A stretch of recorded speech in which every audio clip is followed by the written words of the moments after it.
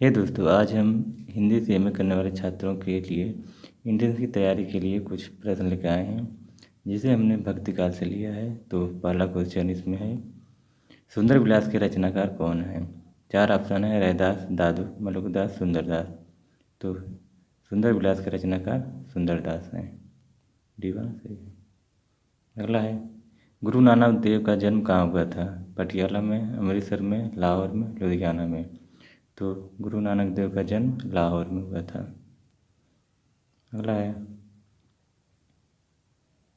निरंजनी संप्रदाय के प्रवर्तक कौन है?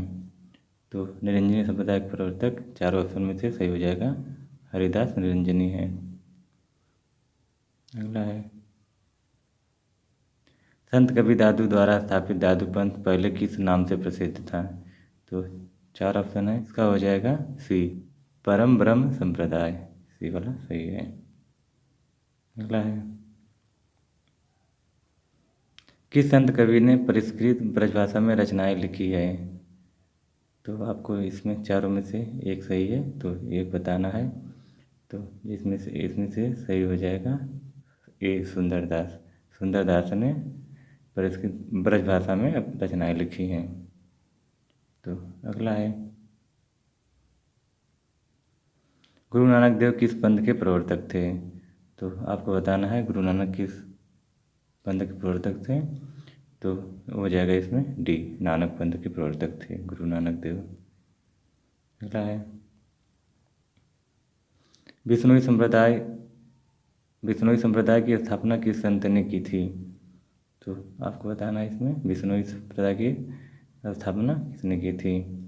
तो दोस्तों, इसमें ए वाला सही होगा, जम्भनाथ। जम्भ छूट गया है,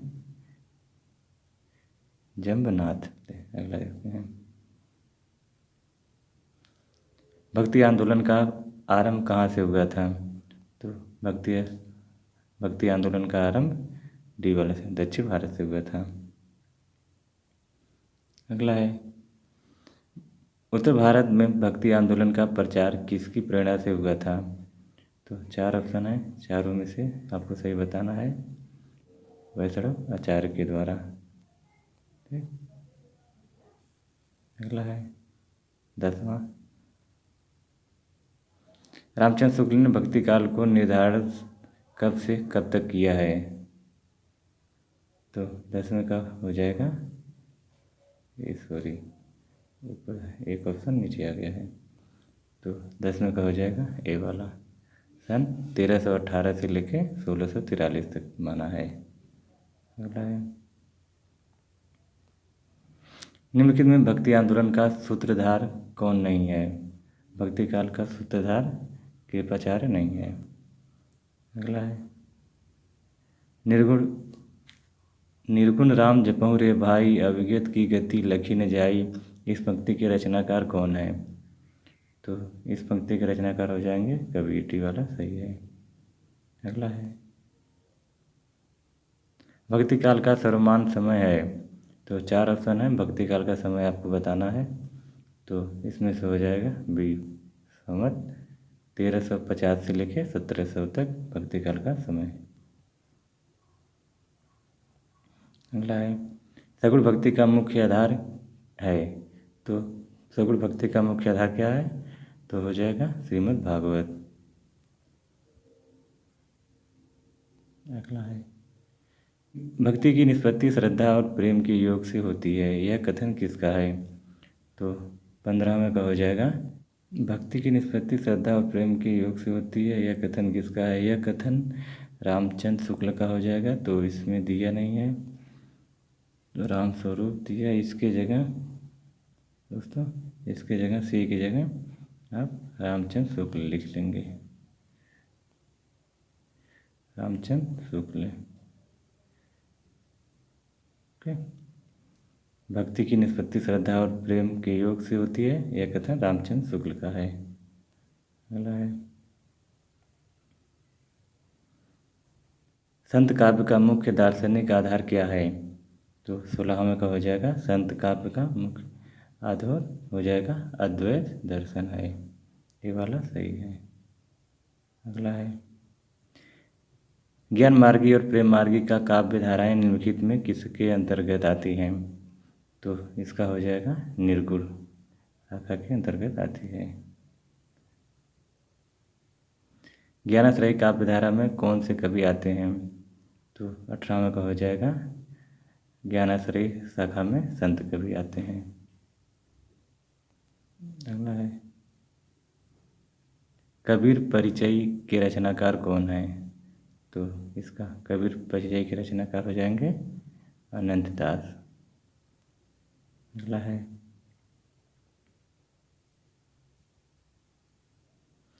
संत काव्य और सूफी काव्य में कौन सी विशेषता समान है? तो ये 20वें का हो जाएगा खंडनात्मक प्रवृत्ति।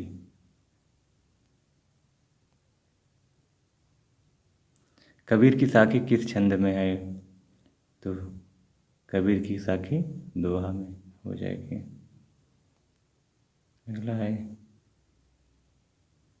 किसने कबीर की भाषा को सदुक्कड़ी कहा है? तो इसका 22वें हो जाएगा रामचंद्र शुक्ल ने कबीर की भाषा को सदुक्कड़ी कहा है। अगला है निम्नलिखित में कौन संत काव्य की प्रवृत्ति नहीं है? तो 23वें का हो जाएगा नवधा भक्ति का महत्व टी वाला सही है। संतो आई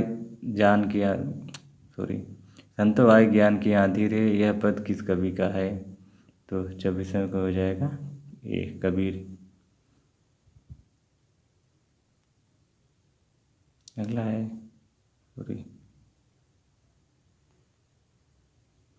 कबीर ने किस सामाजिक बुराई के प्रति विद्रोह भावना नहीं व्यक्त किया है?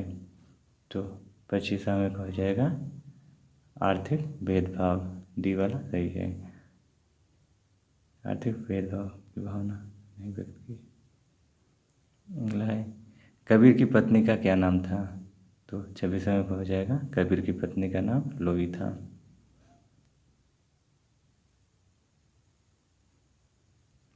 भाषा पर कबीर का जबरदस्त अधिकार था, वे वाणी के डिक्टेटर थे, यह कथन किस आलोचक का है? तो यह हो जाएगा हजारी प्रसाद द्विवेदी जी ने कहा था। हजारी प्रसाद द्विवेदी का।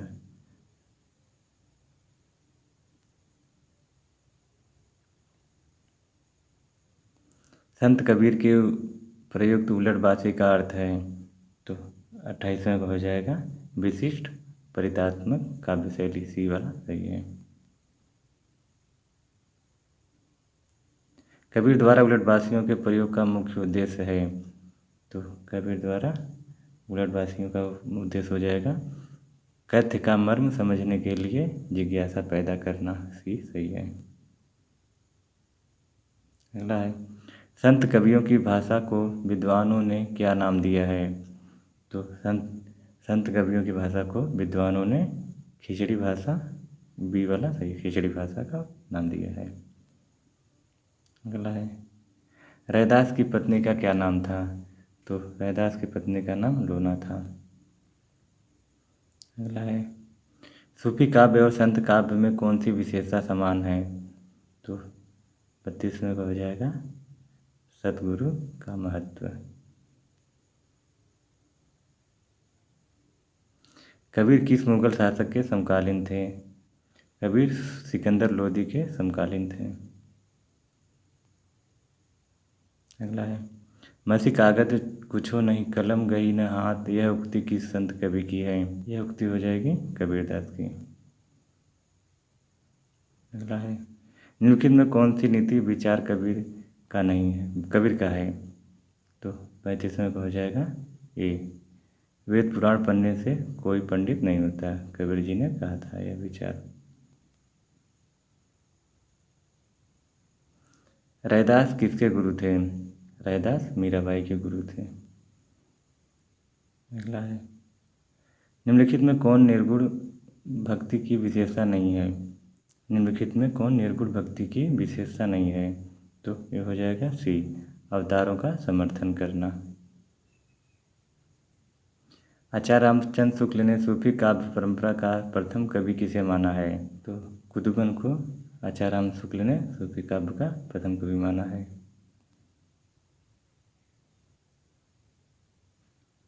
जायसी ने पद्मावत में प्रकृति के किस रूप का वर्णन किया है? उपर्युक्त सभी। आलंबन रूप में, उद्दीपन रूप में, मानवीकरण के रूप में। अगला है, जायसी द्वारा पद्मावत में वर्णित 12 मासा का अर्थ है? बी वाला सही हो जाएगा। 12 महीने में नागमती की विरह मनोदशा का वर्णन। अगला है, मृगावती किसकी रचना है? तो मृगावती हो जाएगी खुदबन की रचना है। अगला है, संत काव्य का प्रारंभ कब से माना जाता है? हो जाएगा 14वीं शताब्दी से संत काव्य का प्रारंभ माना जाता है। अगला है, पद्मावत में मुख्यतः किस छंद का प्रयोग हुआ है? तो पद्मावत में सी दोहा और चौपाई का प्रयोग हुआ है।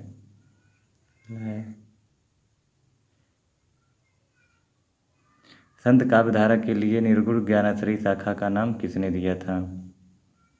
तो संत काव्यधारा के लिए निर्गुण ज्ञानाश्रयी का नाम रामचंद्र शुक्ल ने दिया था। जायसी के विरह वर्णन में कौन सी विशेषता नहीं है? तो ये हो जाएगा ए, एक पक्षी प्रेम का चित्रण। निम्नलिखित में कौन सी रचना जायसी की नहीं है? तो मृगावती जायसी की नहीं है। निम्नलिखित में कौन संत कवि नहीं है? मीराबाई इसमें से संत कवि नहीं है। बाकी सब कबीर, गुरु नानक, सहजोबाई सब संत कवि हैं। अगला है, सूफी काव्य में कौन सी विशेषता नहीं है? तो हो जाएगा सी, इस्लाम धर्म का प्रचार। अगला है, निर्गुण भक्ति काव्य में किस तत्व की प्रधानता है? ज्ञान की प्रधानता है। अगला है, जायसी ने अपनी किस रचना में सूफी सिद्धांतों का वर्णन किया है? तो ये हो जाएगा डी, जायसी ने अखरावट में सूफी सिद्धांतों का वर्णन किया है। तो दोस्तों आज के लिए बस इतना ही, फिर मिलेंगे अगले वीडियो में। तब तक के लिए जय हिंद।